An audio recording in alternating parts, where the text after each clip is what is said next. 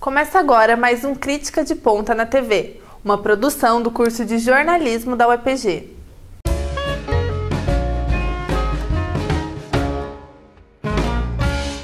Sebastião Natalio utiliza chocolate como tinta em suas obras. Saiba mais na crítica de Rafael Santos.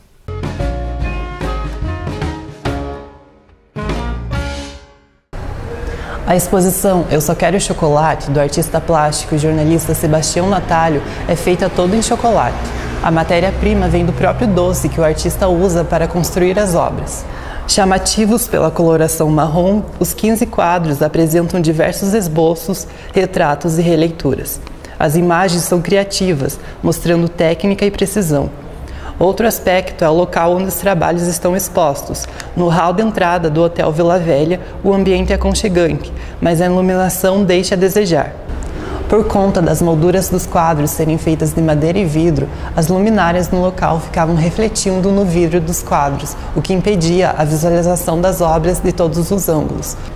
Outro aspecto negativo é a falta de explicação da técnica usada pelo artista ao produzir obras com chocolate. Contudo, é uma exposição inusitada, que mistura referências da música brasileira, símbolos de Ponta Grossa e obras de artistas renomados pelo público. O livro Para Além do Papel, resultado do mestrado de Ana Flávia Brown Vieira, conta sobre a construção da cidade de Telêmaco Borba através de fontes jornalísticas. O livro Para Além do Papel, o jornal Tibagi e a construção do discurso fundador de Telêmaco Borba, resultado da pesquisa de mestrado em Ciências Sociais Aplicadas de Ana Flávia Brown, foi lançado no dia 30 de maio. O livro mostra o sentido por trás da afirmativa de que Telêmaco Borba é a cidade da Klabin. A autora apresenta as vidas que existiam ali antes da empresa chegar na cidade. Ana Flávia exemplifica com imagens como a apresentação das notícias no jornal O Tibagi favoreceu o discurso que está nos papéis de que a Klabin é a principal fundadora da cidade e que se o periódico trouxesse as notícias de outra maneira, talvez a história de Telêmaco fosse outra. É uma leitura rápida, de 224 páginas, mas que apresenta uma história importante para quem vive na cidade ou quem quer conhecê-la. No entanto, a autora poderia ter como fontes pessoas que participaram dessa história ao decorrer dos anos. Para adquirir um exemplar, basta escrever para Ana Flávia em qualquer rede social e combinar a forma de entrega. O livro é da editora Texto e Contexto e custa R$40. O repórter Matheus Rolim faz uma análise sobre a série da Netflix RuPaul Drag Race, que trata sobre o assunto. A 11ª temporada de RuPaul's Drag Race teve seu último episódio divulgado no mês de junho, que antecede a comemoração do orgulho LGBTQ+. Intitulado Grand Finale, a série apostou em coroar uma drag queen que tende a fugir dos padrões de estética, beleza e personalidade de outras vencedoras. O seriado é transmitido pelo canal VH1 e em 2009 completou 10 anos desde a sua estreia. O programa é uma competição entre drag queens e busca o carisma, a singularidade, a coragem e o talento para suceder ao título de America's Next Drag Superstar. Ao decorrer das 11 temporadas, criou-se um padrão normativo de estética que só drags brancas, magras, bonitas e impecáveis conseguiam chegar até a final. Na atual temporada, as representações de nacionalidade de corpos foram as mais diversificadas. Drag Race discutiu xenofobia, representada por uma drag muçulmana. Também discutiu a falta de abertura à diversidade no Vietnã, tendo como personagem a drag queen Plastic Tiara, que não conhecia a cultura pop até chegar aos Estados Unidos. Também aconteceu algo inédito, foram 3 queens autodeclaradas negras chegar até a final.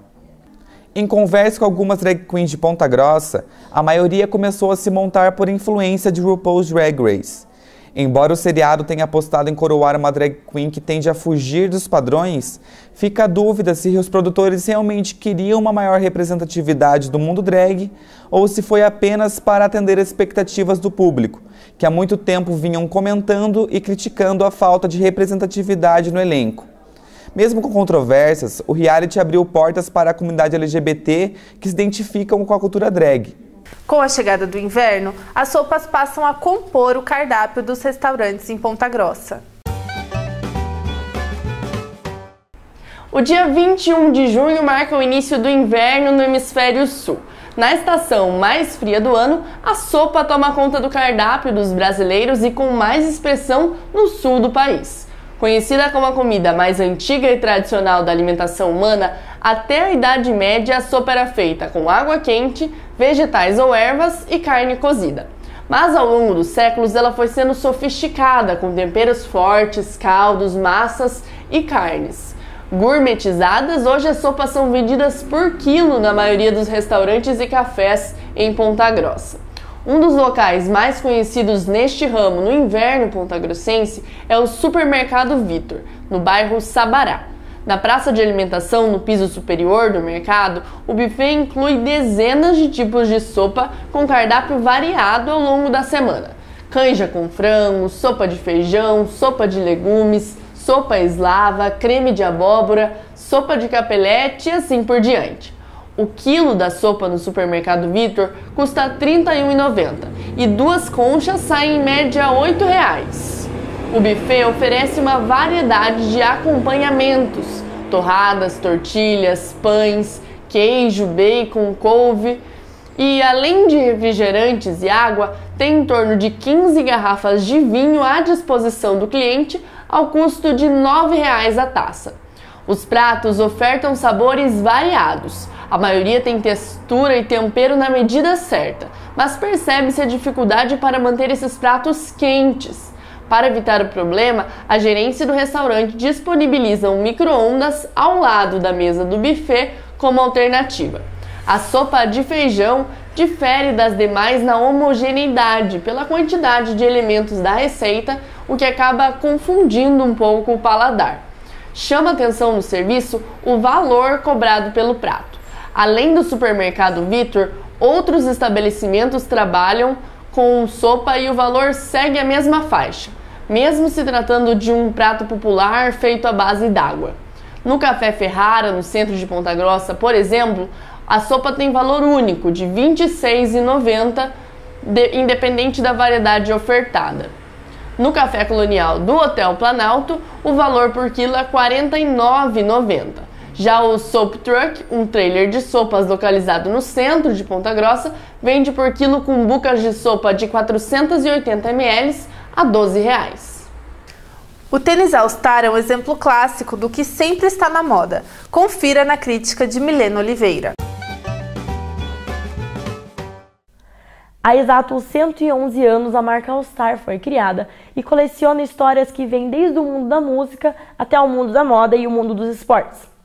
Tudo começou em Massachusetts, nos Estados Unidos, em 1908, quando o empresário Mark Mills Converse decidiu criar a Converse Rubber Shoe Company. Em menos de 2 anos, a empresa já produzia cerca de 4.000 pares de sapato por dia.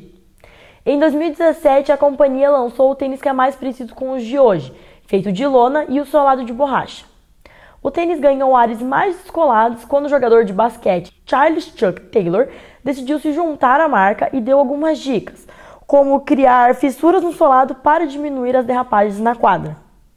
Foi ele, aliás, que disseminou o uso do tênis de cano alto nos Estados Unidos.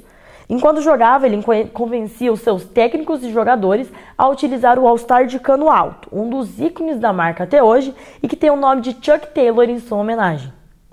A tradição dos jogadores usando esse tipo de calçado foi vencida pela tecnologia dos amortecedores na década de 70. Os All-Stars conquistaram o mundo dos jovens, dos adultos, dos universitários e até mesmo das celebridades. No Brasil, a marca chegou nos anos 1980 e desde então ganhou as ruas das mais diversas cores.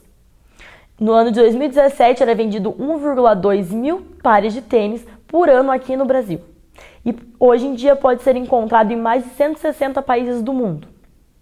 Apesar de ser um tênis centenário, a versão mais clássica do All-Star pode apertar o peito do pé e os dedos, e também causar bolhas quando o tênis é novo. Em contrapartida, o tênis tem a fama de durar por muito tempo e ser muito funcional.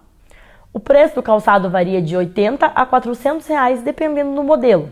Já se tornou peça coringa de qualquer guarda-roupa, seja o usuário seguidor ou não de alguma tendência de moda.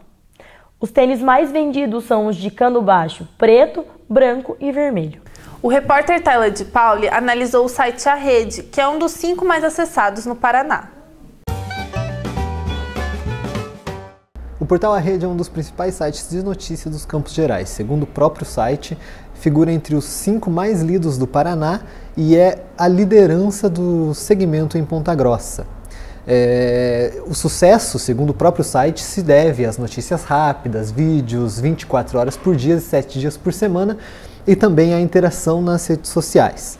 Na página inicial do site são 17 editorias em um menu e assuntos relacionados aos Campos Gerais, cotidiano e esportes têm destaque. Mais uma editoria chama a atenção do leitor. A editoria Insana traz textos sensacionalistas e que podem ser confundidos com entretenimento.